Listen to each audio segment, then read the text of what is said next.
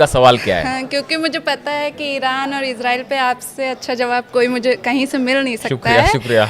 तो इसलिए मैं सबसे पहले सवाल यही करूंगी कि मुझे सुनने में आ रहा है, कई रिपोर्ट्स मैंने पढ़ी जिसमें बताया जा रहा है कि रूस ईरान को हथियार सप्लाई कर रही है, इसमें कितनी हकीकत है? देखिए, ये जो सवाल आपने पूछा ये कई इंटरनेशनल मैगजीन्स में, न्यूज़ प्लेटफॉर्म्स पर वायरल हो रखा है इस समय। देखिए, ये खुलासा ये कह रहा है कि पिछले कुछ दिनों के अंदर रूस की तरफ से बड़ी मात्रा में ईरान को टीएनटी सप्लाई किया गया है, यानी वो मटेरियल जो एक्सप्लोजिव होता है, जो कि धमाके के काम आता है। इतना ही नहीं, ड्रोन्स भी सप्लाई किए गए हैं और कई एम्यूनिशन और हथियार सप्लाई किए गए हैं। देखिए, जो खबरें छपी हैं, in a stunning new disclosure, Russia is reportedly shipping explosives to Iran to help its fight against US।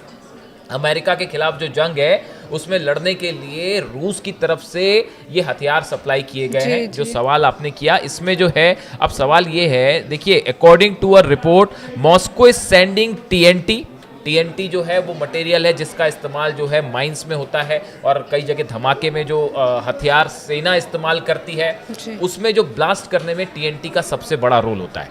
TNT supply हो रहे हैं, ड्रोन पार्ट सप्लाई हो रहे हैं। देखिए, ये बेहद अहम खबर है। ईरान के पास शाहिद सीरीज के बेहतरीन ड्रोन है, इसमें कोई शक नहीं है।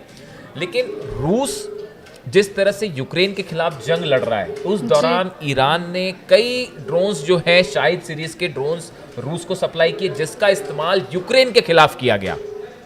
अब देखिए, हो ये रहा है, जो खबरें हैं उसके मुताबिक रूस ने इन शाहिद 136 ड्रोन्स को और एडवांस बना दिया है। इसका जो सिस्टम है, जीपीएस सिस्टम, जो कि ट्रैक करता है दुश्मन की लोकेशन क्या है, इसको और एडवांस कर दिया गया है। इसमें एक्सप्लोजिव लादने की क्षमता ज़्यादा कर दी गई है और इसकी नई टेक्नोलॉजी जो है वो वापस अब ईरान को सप्लाई की जा रही है। इतना ही नहीं, इन ड्रोन्स के नए पार्ट्स भी सप्लाई किए जा रहे हैं। यानी जो खबर बता रही है कि टीएनटी सप्लाई किया गया है, ड्रोन पार्ट सप्लाई किए गए हैं, साथ में बड़ी मात्रा में एम्यूनिशन भी सप्लाई किए गए हैं, हथियार भी सप्लाई किए गए हैं। और देखिए, इसके अलावा जो एक अहम बात ये भी है, हमने पहले भी अपने दर्शकों को बताया कि अगर आप देखें पिछले 6 महीने के दौरान बार बार इस तरह की खबरें आई कि रूस जो है वो ईरान की मदद कर रहा है, हथियार सप्लाई कर रहा है। कई बार खबरें आई कि रूस के कार्गो जो प्लेन्स हैं वो लगातार तेहरान में लैंड कर रहे हैं, इस तरह की भी खबर थी। लेकिन ये खबर इस लिहाज से डिफरेंट है क्योंकि इस बार इस हथियार के खेप को सप्लाई करने के लिए समंदर का इस्तेमाल किया गया है। अतिका, ओके, तो इसमें मयंक जी ये भी बताया जा रहा है कि कैस्पियन सागर का इस्तेमाल किया जा रहा है हथियार भेजने के लिए। देखिए, ये जो कैस्पियन सी वाली बात है जो आप पूछना चाह रही हैं कि कैस्पियन सागर का ही इस्तेमाल क्यों है। देखिए, कैस्पियन सागर तो सबसे पहली बात ये समझने की ज़रूरत है, अगर आप इसकी लोकेशन देखें तो 5 देशों से ये घिरा हुआ है। और वो 5 देश कौन से हैं? रूस है, ईरान है, कजाकिस्तान है, अजरबैजान है और तुर्कमेनिस्तान है। 5 देशों के बीच में कैस्पियन सी है। अब देखिए, इसकी जो सबसे बड़ी बात है कि ये वो जगह है, समंदर का ये वो हिस्सा है, इसको झील भी कह सकते हैं आप। ये वो हिस्सा है जो कि अमेरिका की नेवी से, इजराइल की नेवी या इजराइल के नज़र से या उनकी पहुंच से थोड़ा दूर है। देखिए, जिस तरह से हॉर्मूज में, लाल सागर में या ब्लैक सी में या दूसरी जगह जिस तरह से अमेरिका की फोर्सेस जो हैं, नेवी का इंटरफेरेंस है, यूरोपियन देशों का इंटरफेरेंस है, ऐसा इंटरफेरेंस जो है वो कैस्पियन सी में नहीं है। इसीलिए देखिए, खबर है, deliveries allegedly move across the Caspian Sea, a route conveniently out of the reach of western navies and sanctions. ये इंपॉर्टेंट इसलिए है, जो खबर छपी है कि अमेरिकन नेवी जो है वो और अमेरिका के जो सैंक्शंस होते हैं अलग अलग जहाजों पे, वो अभी कैस्पियन सागर में उतने ज्यादा नहीं है। मतलब रास्ता साफ है। कैस्पियन सागर आसान रास्ता है जिसका इस्तेमाल रूस ने किया। इसके साथ ही देखिए, on the more than 2 dozen mostly sanction Russian ships have supplied this material. इसमें ये कहा जा रहा है कि 2 दर्जन से ज्यादा, यानी कि करीब 24 से ज्यादा जहाज है, 24 से ज्यादा रशियन शिप्स हैं जिन्होंने ये हथियारों को ईरान पहुंचाया है। देखिए, ये बहुत बड़ी संख्या है। 24 शिप्स अगर ये हथियारों को सप्लाई करने का काम कर रहे हैं तो पहली बात, ये 1-2 दिन का काम नहीं है। ये पिछले जंग जैसे ही शुरू हुई उसके बाद से ही रूस ने ये प्रोसेस शुरू कर दी थी हथियारों की सप्लाई का। तो एक बार ये फिर से आप रिपोर्ट- इसको कह सकते हैं कि ये ईरान और तेहरान और मॉस्को के बीच में जो अंडरस्टैंडिंग है, देखिए हम बार बार आपको ये बात कह रहे हैं, ये बात सब जान रहे हैं कि ईरान की तरफ से जो मिसाइल्स फायर की गई उसमें सैटेलाइट, रडार्स, ये सब हेल्प करने में जो है रूस ने मदद की। लेकिन ये हथियारों के लेवल पर जहाज के जरिए हथियार पहुंचाए गए, ये बड़ा खुलासा। कैस्पियन सागर इसलिए चुना गया क्योंकि यहाँ पर जो है अमेरिका का उतना इंटरफेरेंस नहीं है, जहाज़ों पर उतना ज़्यादा सैंक्शन नहीं है, और करीब जो खुलासा है कि 24 जहाज़ पिछले कुछ वक्त में पहुंचे हैं ईरान, जिनसे ये मटेरियल सप्लाई किया गया है। अतिका। जंग जब से शुरू हुई है तब से लगातार ट्रंप ये दावा कर रहे हैं कि अब ईरान के पास ख़त्म हो गए हथियार, अब ईरान के पास, एक बार फिर से ट्रंप ने दावा किया है कि ईरान के पास मिसाइलें ख़त्म हो गई है।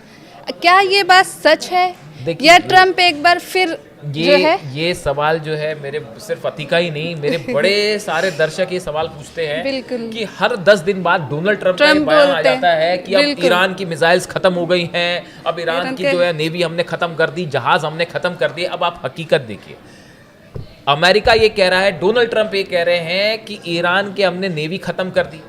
पिछले 48 घंटे के अंदर हॉर्मुज में 5 जहाजों पर ईरान ने हमला किया है।